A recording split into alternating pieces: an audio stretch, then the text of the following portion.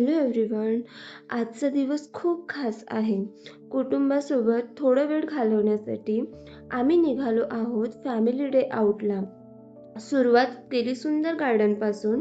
हिरवळ, मोकळी हवा आणि गोड आठवणी.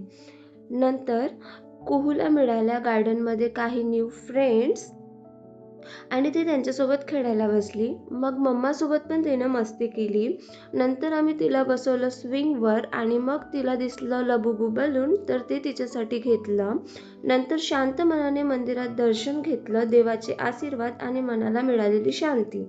त्यानंतर भूक लागली म्हणून थेट कॅफेमध्ये गरमागरम नूडल्स आणि टेस्टी फ्राईड राईस खूपच स्वादिष्ट होते. आणि शेवटी गोड शेवट, थंडगार आईस्क्रीम आणि मऊ पेस्ट्री.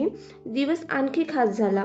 अशा छोट्या छोट्या क्षणातच कुटुंबाचा खरा आनंद असतो. तुम्हालाही असं फॅमिली डे आउट आवडतो का? लाईक